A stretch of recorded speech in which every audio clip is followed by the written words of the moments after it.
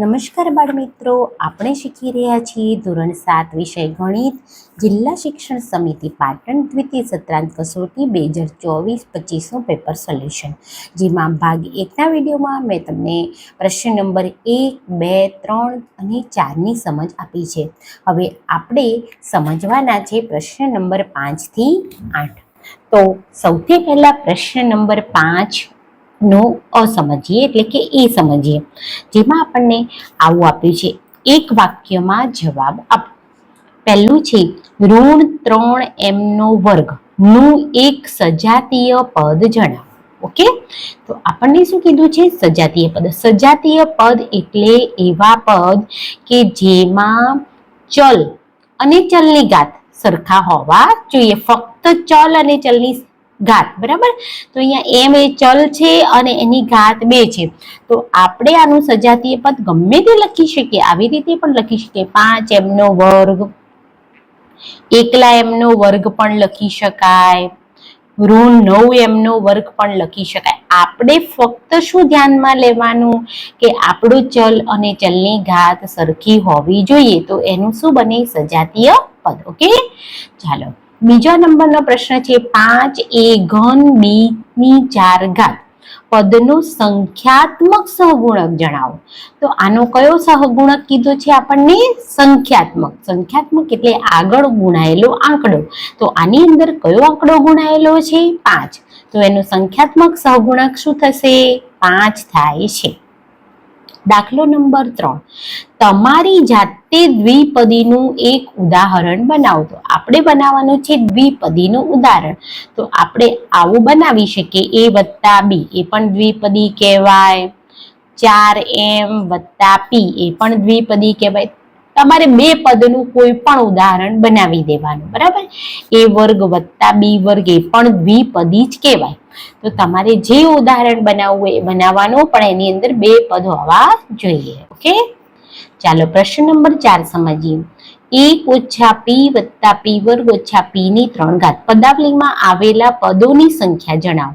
તો આની અંદર કેટલા પદ આવેલા છે? તો તમે અહીંયા જોઈ શકો 1, 2, 3, 4. કેટલા પદો છે? 4. તો આપણે શું લખીશું? 4 પદ છે. ચાલો પ્રશ્ન નંબર 5 એ ક્લિયર થઈ ગયો બધાને. તો હવે આપણે સમજીશું પ્રશ્ન નંબર 5 a નો b, બરાબર ને? તો ચાલો અહીંયા સમજીશું આપણે પ્રશ્ન નંબર 5 નો b. તો એની અંદર આપણને આવું કીધું છે, કિંમત શોધો. એમાં પહેલો દાખલો આપણને આવો આપ્યો છે, a બરાબર ઋણ 1 અને b બરાબર 0 માટે a વર્ગ વત્તા 2b વર્ગ વત્તા 1 ની કિંમત શોધો. તો આપણને આ રીતે દાખલો આપેલો છે. તો આપણે આને ગણી લઈએ, બરાબર. તો સૌથી પહેલા તો જે આપણને પદાવલી આપી છે એને લખીશું a વર્ગ વત્તા 2b વર્ગ વત્તા 1. આની આપણે કિંમત શોધવાની છે ને, એટલે આપણે અહીંયા લખી દીધી પદાવલી, બરાબર. હવે પહેલા આને છૂટો પાડી દઈએ. a વર્ગ એટલે a ગુણ્યા a વત્તા 2b વર્ગ એટલે 2 ગુણ્યા b ગુણ્યા b અને વત્તા 1. ઓકે, હવે અહીંયા જોવાનું, a બરાબર કેટલા છે? ઋણ 1 અને b બરાબર કેટલા છે? 0. તો જ્યાં જ્યાં a છે ત્યાં શું મૂકવાના? ઋણ 1, બરાબર. એટલે a ની જગ્યાએ ઋણ 1 ગુણ્યા ઋણ 1, પછી કયા શું છે? વત્તા, પછી 2 ના 2, b ની જગ્યાએ શું મૂકવાનું? 0. તો ગુણ્યા 0 ગુણ્યા 0 વત્તા 1, આવું થાય. અહીંયા લખીશું a બરાબર ઋણ 1 અને b બરાબર 0 મૂકતા, બરાબર. ચાલો હવે અહીંયા જુઓ, ઋણ 1 ગુણ્યા ઋણ 1 એટલે 2 ઋણ છે. કેટલા ઋણ છે? 2. તો ઋણ 1 ગુણ્યા ઋણ 1 એટલે ધન 1 થઈ જાય. 2 ઋણ નો ગુણાકાર હંમેશા ધન થાય, બરાબર. પછી પ્લસ 2 ગુણ્યા 0 ગુણ્યા 0, તો કોઈ પણ સંખ્યાનો 0 સાથે ગુણાકાર હંમેશા 0 થઈ જાય, એટલે અહીંયા 0 અને વત્તા 1 તો ખરું જ. તો 1 ને 1 2. તો આપણે એની કિંમત કેટલી આવી? 2 એની કિંમત થાય છે. ચાલો હવે આપણે બીજો દાખલો સમજીએ. તો બીજો દાખલો આ રીતે છે, જો x બરાબર ઋણ 5 હોય તો 5x + 25 ની કિંમત શોધો. ઓકે, ચાલો તો હવે આપણે જોઈએ આપણે કોની કિંમત શોધવાની છે 5x + 25 ની. તો પહેલા લખી દઈશું 5x + 25. ચાલો આને છૂટા પાડી દઈએ તો 5 × x + 25.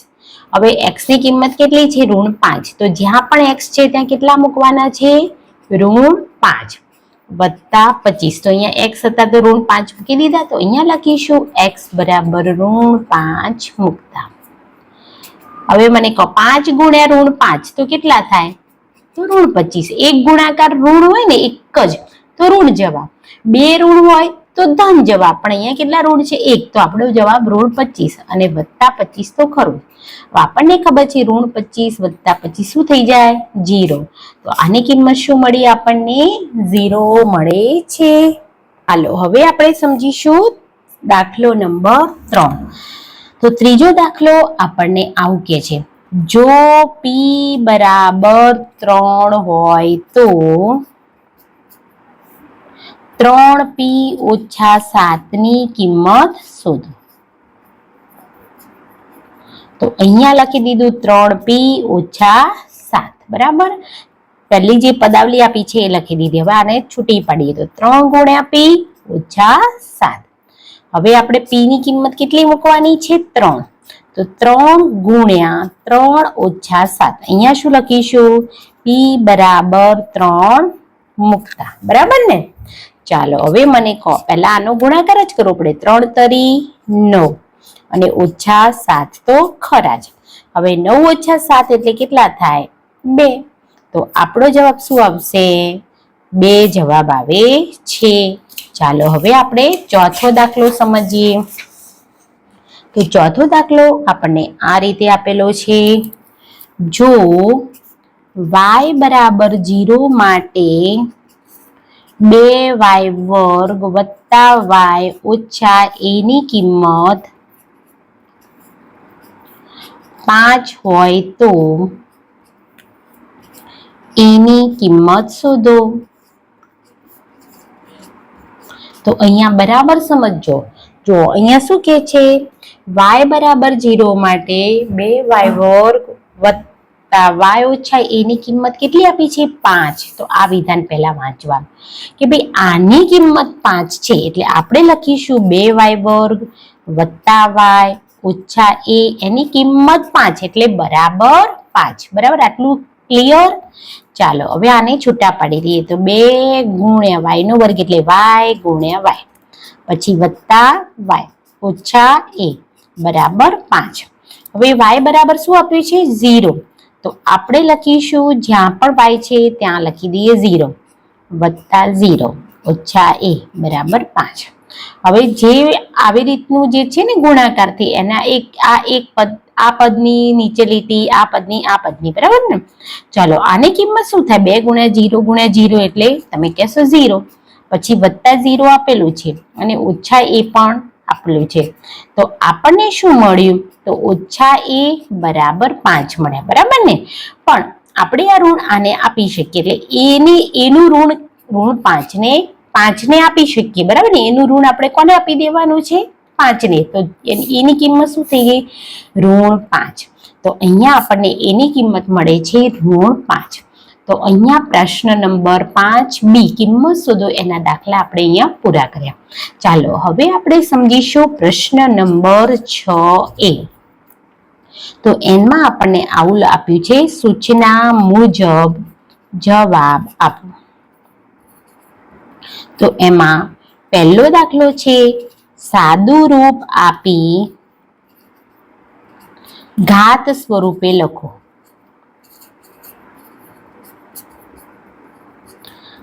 7^15 ભાગ્યા 7^6 બરાબર. ચાલો તો આપણને શું કે છે આનું આપણે સાદું રૂપ આપવાનું છે. તો આપણે લખીશું 7^15 ભાગ્યા 7^6. તો તમને અહીંયા બધાને ખબર છે કે આધાર કેવા છે બંનેના? સરખા. અને વચ્ચે કયું નિશાન છે? ભાગાકારનું. તો ઘાતોની શું થાય? બાદબાકી. આપણે બધા જાણીએ છીએ, બરાબર ને? આધાર સરખા હોય, વચ્ચે ભાગાકારનું નિશાન હોય તો ઘાતોની થાય બાદબાકી. એટલે 7 એમનો એમ અને એના ઉપર આપણે કરી દેવાની છે ઘાતોની બાદબાકી, બરાબર? એટલે 7 ઉપર 15 ઓછા 6. તો 7 ઉપર 15 માંથી 6 જાય કેટલી ઘાત વધે? 9 ઘાત વધે. તો આપણે ઘાત સ્વરૂપે લખ્યું કહેવાય. 7 ની 9 ઘાત એટલે ઘાત સ્વરૂપે આપણે જવાબ લખ્યો છે. ચાલો હવે બીજો દાખલો સમજીએ. તો બીજો દાખલો આપણને આવું કે છે, સાદું રૂપ આપી ઘાત સ્વરૂપે લખો. એમાં આપ્યા છે x ની 3 ઘાત ગુણ્યા x ની 5 ઘાત ગુણ્યા x ની 2 ઘાત. ચાલો જે પણ આપ્યું છે એ આપણે અહીંયા લખીશું. તો x ની 3 ઘાત ગુણ્યા x ની 5 ઘાત ગુણ્યા x ની 2 ઘાત. આને આપણે કયા સ્વરૂપે લખવાના છે? ઘાત સ્વરૂપે. તો પહેલા આનું સાદું રૂપ આપીએ તો અહીંયા જુઓ બધાના આધાર કેવા છે? સરખા. અને વચ્ચે કયું નિશાન છે? ગુણાકારનું. તો તમને તો ખબર છે કે શું કરવાનું? ઘાતોનો સરવાળો. તો x મૂક્યા અને એના ઉપર ઘાતોનો સરવાળો કરી દો. 3 + 5 + 2. તો x ની ઉપર 3 ને 5 8 ને 2 10 ઘાત થાય છે. તો આ આપણો જવાબ આવી જાય છે.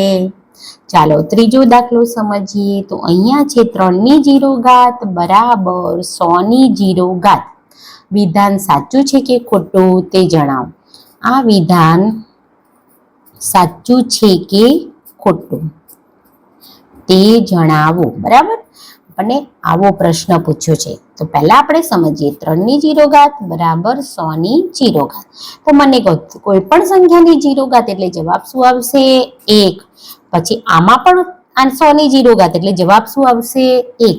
તો 1 બરાબર 1 થાય કે ન થાય? થાય. તો વિધાન કેવું છે? તો આપણે લખીશું વિધાન સાચું છે. બહુ સિમ્પલ દાખલો આપણને પૂછ્યો છે.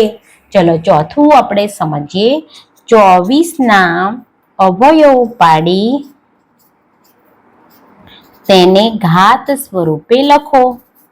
એને ઘાત સ્વરૂપે લખો, બરાબર ને?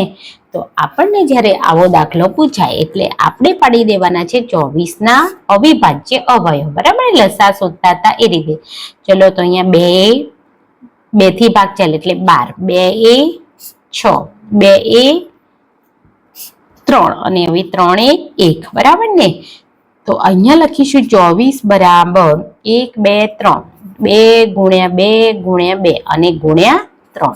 ચાલો હવે આને ઘાત સ્વરૂપે લખીએ. તો 2 ની કેટલી ઘાત કહેવાય? 3 ઘાત અને 3 ની 1 ઘાત, બરાબર ને? તો 24 બરાબર 2 ની 3 ઘાત ગુણ્યા 3. આ આપણો શું બની જાય છે? જવાબ બને છે. તો આ રીતે દાખલા ગણવાના. ચાલો હવે પ્રશ્ન નંબર 6B સમજીએ આપણે, બરાબર ને? તો 6B આપણને આવો આપ્યો છે, સાદું રૂપ આપો. એમાં પહેલો દાખલો આપણને આવો આપ્યો છે, y ની 5 ઘાત નીચે y ની 3 ઘાત અને ગુણ્યા y ની 7 ઘાત. તો ચાલો આપણે આને સમજીએ, બરાબર? તો આપણે પહેલા જે પણ કૌંસમાં આપ્યું છે એનું સાદું રૂપ આપવું પડે. અને જો તમને ઘાતાંકના નિયમો ના આવડે ને તો તમારે કશું જ ગભરાવાની જરૂર નથી. હું તો બાળકોને આ રીતે શીખવાડું છું સાદું રૂપ આપવાનું હોય ત્યારે, બરાબર? y ની 5 ઘાત એટલે y કેટલી વખત લેવાના? 5 વખત એનો ગુણાકાર કરી દેવાનો. અને નીચે y ની 3 ઘાત એટલે y નો ગુણાકાર આપણે કરી દેવાનો 3 વખત. અને y ની 7 ઘાત તો આપણને આપેલી જ છે. ઓકે, ચાલો હવે 1 2 3 વખત y ઉડી ગયા. તો કૌંસમાં શું વધ્યા? y ની 2 ઘાત અને ગુણ્યા y ની 7 ઘાત તો હતા જ. ઓકે, અહીંયા શું વધે? કૌંસમાં y ની 2 ઘાત અને ગુણ્યા y ની 7 ઘાત તો હતા જ. ચલો હવે મને કહો આધાર કેવા છે બંનેના? સરખા. તો અને વચ્ચે કયું નિશાન છે? ગુણાકારનું. તો ઘાતોનો શું થાય? સરવાળો. તો y ઉપર 2 ની 2 + 7 તો y ની 9 ઘાત. આ રીતે આપણે સાદું રૂપ આપી શકીએ છીએ. ચાલો બીજો દાખલો સમજીએ. તો બીજો દાખલો આવો છે, 3 ની 0 ઘાત વત્તા 4 ની 0 ઘાત વત્તા 5 ની 0 ઘાત વત્તા 6 ની 0 ઘાત. ઓકે, તો આપણે બધા જાણીએ છીએ કે કોઈ પણ સંખ્યાની 0 ઘાત એટલે જવાબ 1, પછી 4ની 0 ઘાત પણ જવાબ 1, 5ની 0 ઘાત એટલે જવાબ 1, 6ની 0 ઘાત એટલે જવાબ 1. તો 1 + 1 + 1 એટલે કેટલા થયા? 4. તો આનો જવાબ શું આવે? 4 આવે છે. ચાલો ત્રીજો દાખલો સમજીએ. ત્રીજો દાખલો આવો છે 2ની 3 ઘાત ગુણ્યા 2ની 4 ઘાત ભાગ્યા 2ની 8 ઘાત. બરાબર? તો આપણે શું કરવાનું? આને લખવાનો અંશમાં, આને લખવાના છેદમાં. તો ચાલો 2ની 3 ઘાત ગુણ્યા 2ની 4 ઘાતને અંશમાં અને 2ની 8 ઘાતને છેદમાં. ઓકે, ચાલો હવે આને આપણે ખોલી નાખીશું. તો 2ની 3 ઘાત એટલે 2 નો ગુણાકાર 3 વખત, 2ની 4 ઘાત એટલે 2 નો ગુણાકાર 4 વખત અને 2ની 8 ઘાત એટલે 2 નો ગુણાકાર 8 વખત.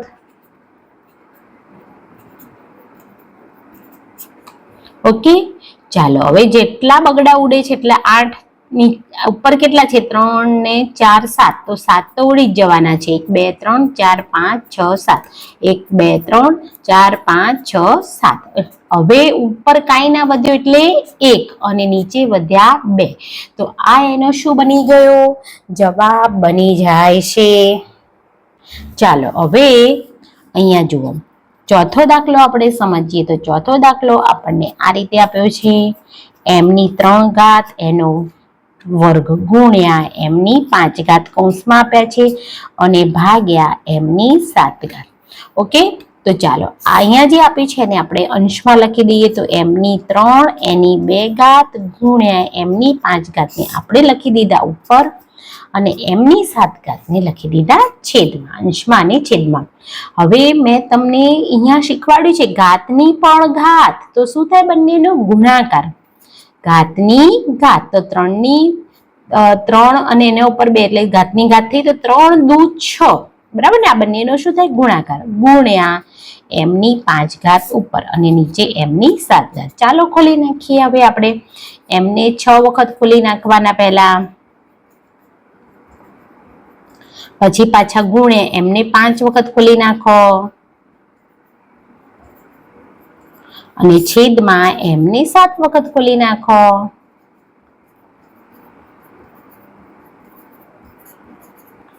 બરાબર? ચાલો ઉપર કેટલા m છે? 7 m ઉડશે. 1 2 3 4 5 6 7. નીચે પણ 7 m ઉડશે. 3 4 5 6 7. હવે શું વધ્યું ઉપર? તો 1 2 3 4. તો m ગુણ્યા m ગુણ્યા m ગુણ્યા m. તો આને હવે લખવું હોય તો mની 4 ઘાત m લખાય કે ના લખાય? લખાય. તો આપણો શું બની જાય છે? જવાબ બની જાય છે. ચાલો હવે આપણે પ્રશ્ન નંબર 7 સમજીએ. માગ્યા મુજબ જવાબ આપો. લંબચોરસની સમમિતિની કેટલી રેખા મળે? તો લંબચોરસ હોય ને ભાઈ, તો એની અંદર આપણને આ રીતનો લંબચોરસ હોય. બરાબર ને? તો લંબચોરસમાં આપણને સમમિતિની 2 રેખા મળે, એક ઊભી અને બીજી આડી. એટલે કેટલી સમમિતિની રેખા મળે? 2. બીજું છે દરેક નિયમિત બહુકોણ તેની જેટલી બાજુ હોય એટલી રેખિક સમમિતિ ધરાવે છે. આ વિધાન સાચું છે કે ખોટું? તો આ વિધાન સાચું છે. દરેક નિયમિત બહુકોણને જેટલી બાજુ હોય ને એટલી રેખિક સમમિતિ હોય.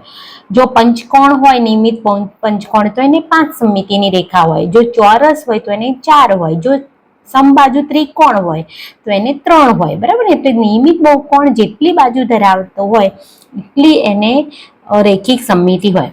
વર્તુળની સમમિતિની કેટલી રેખાઓ મળે? તો ભાઈ વર્તુળમાં તો અસંખ્ય મળે. કેમ કે વર્તુળમાં જ્યાંથી દોરો ત્યાંથી બધી સમમિતિની જ રેખા મળે. બરાબર ને? એના સરખા અસંખ્ય, જ્યાંથી તમે લો, ગમે તે વર્તુળ પરના બિંદુથી તમે દોરો તો અસંખ્ય એમાં સમમિતિની રેખા મળે. 5મો પ્રશ્ન છે એકમાત્ર પરિભ્રમણીય સમમિતિ હોય પણ રેખિક સમમિતિ ન હોય એવા ત્રિકોણની કાચી આકૃતિ દોરો. તો એવો ત્રિકોણ થાય છે વિષમ બાજુ ત્રિકોણ. કયો ત્રિકોણ થાય છે? વિષમ બાજુ ત્રિકોણ. તો આપણે દોરી દેવાનો છે વિષમ બાજુ ત્રિકોણ, જેની 3 બાજુ અલગ અલગ હોય. બરાબર ને? તો આવી રીતે કોઈ એક ત્રિકોણ દોરી દેવાનું, એટલે વિષમ બાજુ, જેની 3 બાજુના માપ જુદા જુદા હોય. તો આ કહેવાય આપણે વિષમ બાજુ ત્રિકોણ દોરીશું તો એમાં રેખિક સમમિતિ ન હોય, પણ એક જ પરિભ્રમણી સમમિતિ હોય, એને ફેરવીને 360 અંશે લાવીએ ત્યારે એ વિષમ બાજુ ત્રિકોણ જેવો ફરી ત્રિકોણ દેખાય. તો આપણે વિષમ બાજુ ત્રિકોણની આકૃતિ દોરવાની થશે.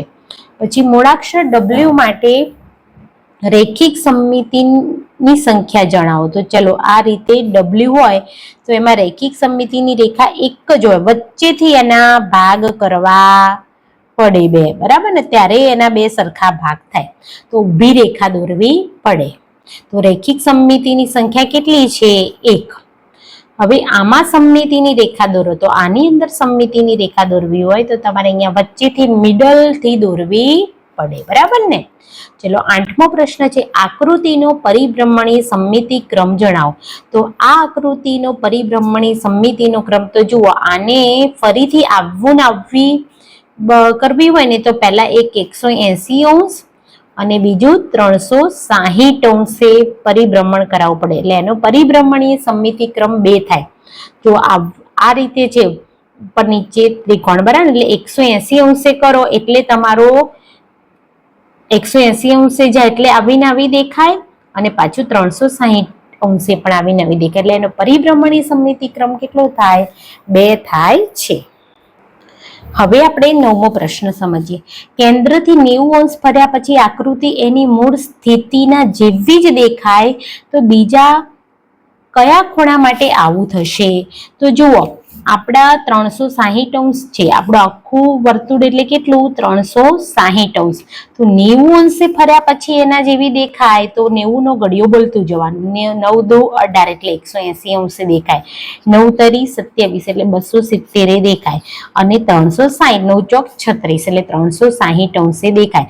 તો બીજા કયા કયા ખૂણા માટે થશે? 180 અંશ, 270 અંશ અને 360 અંશ ખૂણા માટે પણ એ મૂળ સ્થિતિના જેવી જ દેખાશે. જો 90 અંશ એવી દેખાય તો 9 નો ઘડિયો બોલવાનો. 9 દુ 18 એટલે 180 અંશ, 9 તરી 27 એટલે 270 અંશ, 9 ચોક 36 એટલે 360 અંશે પણ એનો એ જ દેખાશે. ઓકે, ચાલો 10મો પ્રશ્ન છે, અંગ્રેજી મૂળાક્ષર P ની પરિભ્રમણીય સમમિતિ ક્રમ જણાવો. તો આ P પરિભ્રમણીય ક્યારે, એની સમમિતિની કક્ષા શું થશે? તો P ને 360 અંશે તમે પરિભ્રમણ કરાવશો ત્યારે જ એ P એના જેવો ને જેવો દેખાશે, એટલે એની પરિભ્રમણીય સમમિતિની કક્ષા 1 થશે, બરાબર ને. ખૂણો કે તો 360 અંશ, પણ પરિભ્રમણીય સમમિતિની કક્ષા શું થશે? 1 થાય છે. ચાલો હવે આપણે સમજીએ પ્રશ્ન નંબર 8, અજોડકા જોડો. તો આની અંદર આપણને ધારની સંખ્યા કીધી છે. ધાર એટલે રેખાખંડો.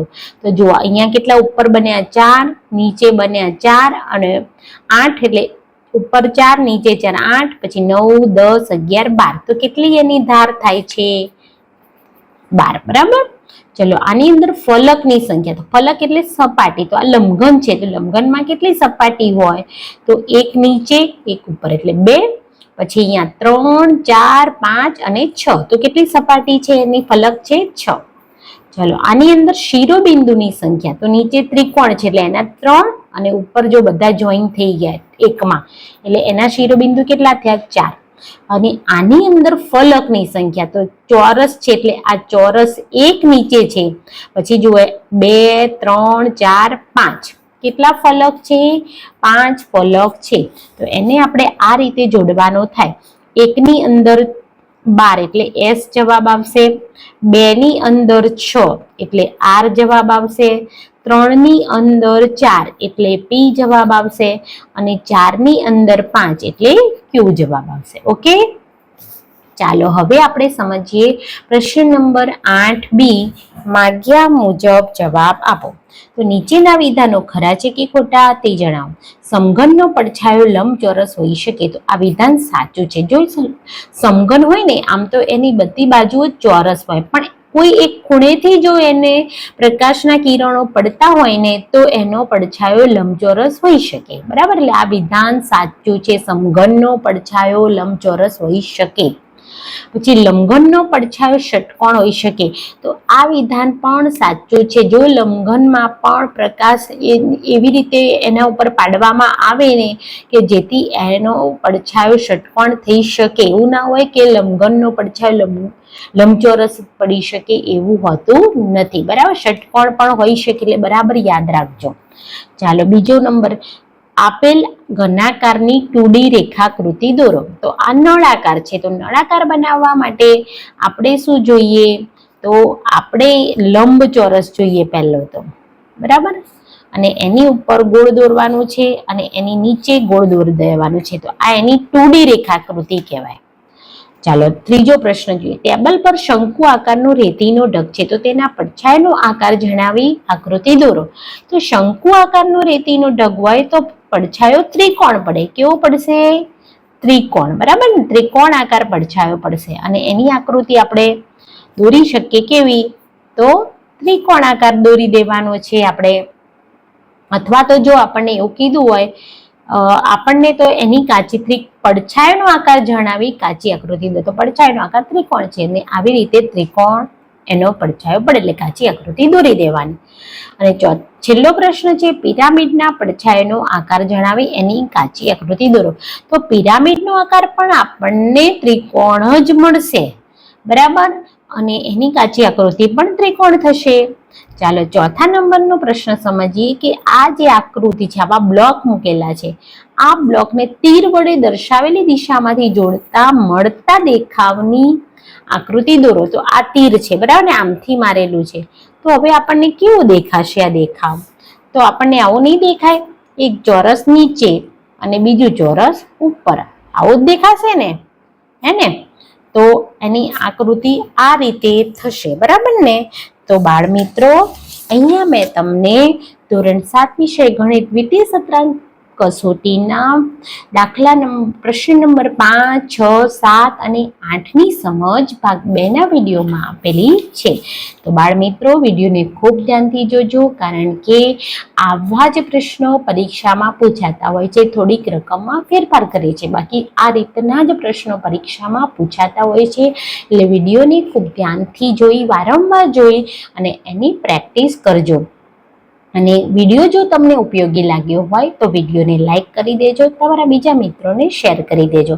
અને હજુ સુધી અમારી ચેનલને સબસ્ક્રાઈબ ન કરી હોય તો સબસ્ક્રાઈબ કરી દેજો. ચાલો મળીશું નવા વિડીયોમાં.